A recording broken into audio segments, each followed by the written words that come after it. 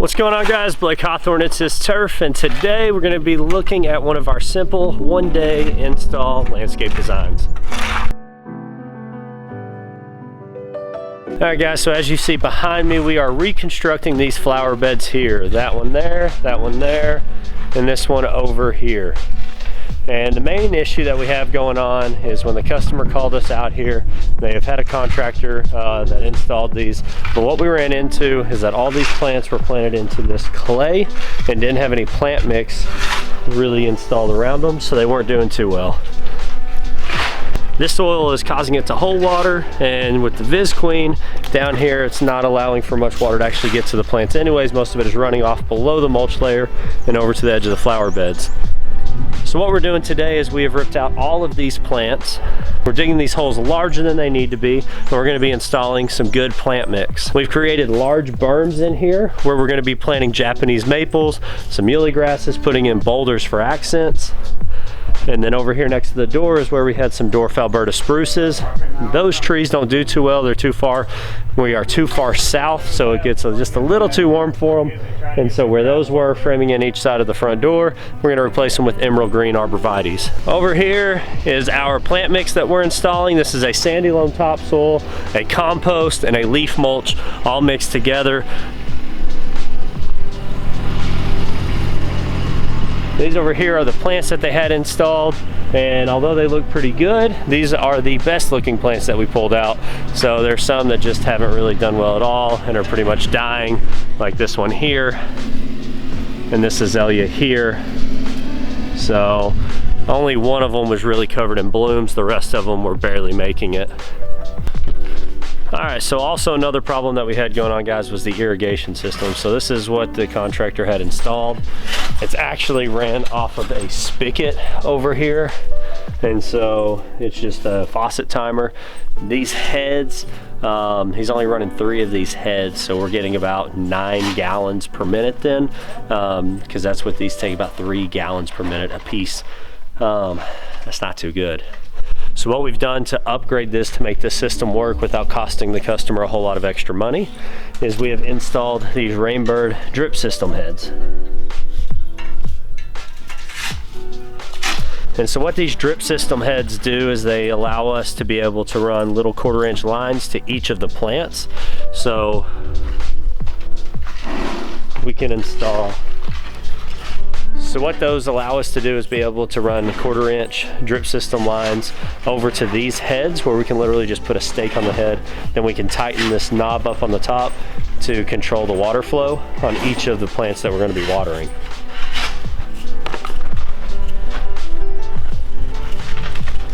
We had to go ahead and do the same thing over here on this flower bed zone because we weren't getting proper coverage as well. So as you'll see, we have another one right here where we replace this head right here. Once we get all the plants installed, we'll put that in, we'll stake those down on top of the ground cover, and then we'll cover it with mulch. Another problem that the customer had was a lot of washout. Over here, they have a downspout that has not been ran out, and a downspout over this corner that has not been run out. And so what we've done is we put down Viz Queen, and we're putting in this 3 to 5 inch river gravel. We've got the larger slab stones that are going to break down the force of the water as it comes out the gutter, and then that gravel is going to allow for the water to be dispersed so it can't just wash our mulch out. All right guys, so the last issue that we are addressing is this stone edging. It had just crumbled and fallen to pieces, so we've got some mortar. Jeremy's mixing it up. He's getting these stones restacked, reset, so that way this flower bed will look as good as that one over there does. And this is another tree that was just planted directly in that clay. We went ahead and we bermed it, we've raised it up, we put good plant mix down in the hole that it was in, and then we put all this good plant mix in around it. This tree should really take off and start to thrive this year and not just barely survive.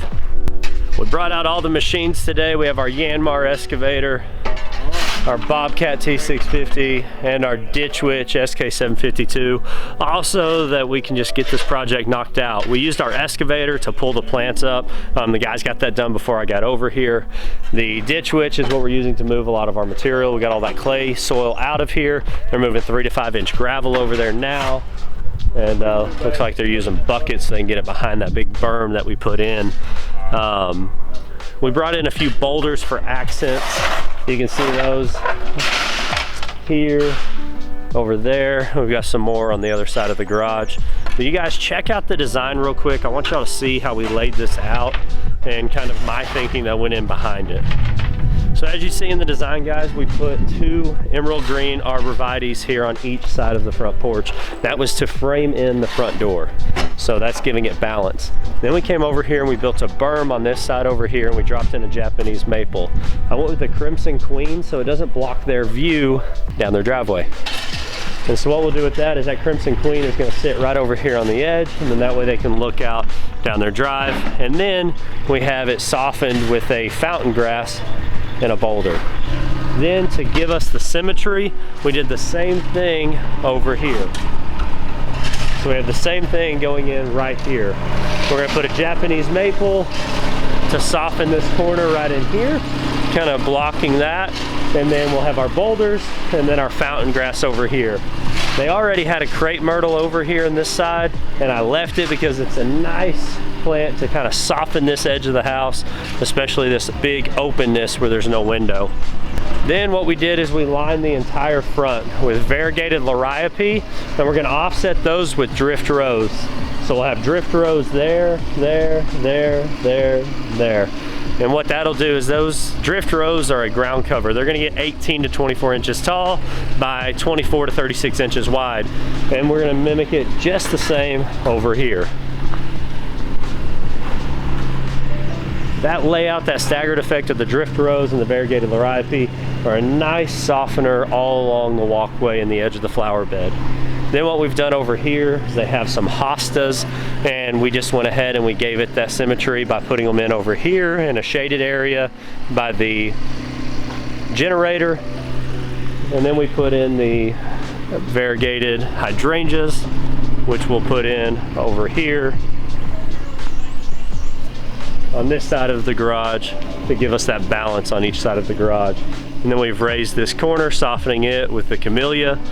That gives us the same softening that the crepe myrtle does on the other side. All right, guys, we got everything wrapped up over here on the flower bed project. We went ahead and put all new fabric down just to help keep the weeds out. That VisClean wasn't doing too good, so as you see, we put down all new landscape fabric, installed a nice 3 inches thick of cedar mulch that's dyed brown. That mulch isn't going to decompose as fast as the other stuff. So what the guys are doing is they're installing metal edging against the patio. That was a customer's request yesterday afternoon to keep the mulch and stuff from washing up onto the patio because when the excavation was done from the driveway over to the patio, it was made with a slight slope back towards the patio, and so we tried to divert a lot of that water over onto the asphalt with raising up the bed and stuff. And we just went ahead and put the metal edging in for an extra precaution for him. But as you guys see, it turned out pretty nice. As we were talking about in the designs, we left the crepe myrtles there. We put the Japanese maples on each side, just to give it that balance, that accent of color. The nice emerald green arborvitaes there on each side of the door, just to kind of frame it in. And then we use the variegated liriope and the drift roses as accents all along the fronts of the flower beds. Over here is where we left their hostas, and we put in some endless summer hydrangeas. And then to balance it, we tied those in with the flower bed over here on this side of the house. So over here, we just raised up their existing camellia, dropped in some more hostas and some more endless summer hydrangeas.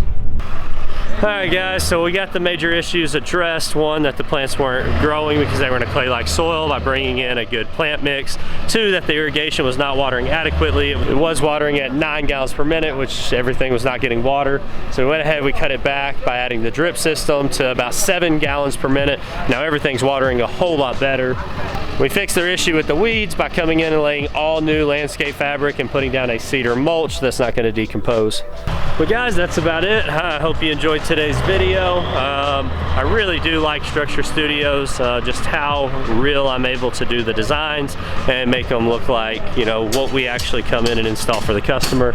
I know it really helps us in closing jobs, and also just for helping those customers visualize what it is we're going to be doing.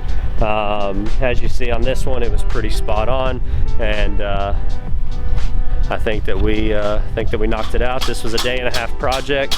Yesterday we didn't have a few materials, and so it drug out. But you know, that's on me. I should have done a little better organizing, and we could have got this done in a day. But guys, we're gonna get this metal edging put in. We're gonna get out of here, go get some lunch, and get on to the next one.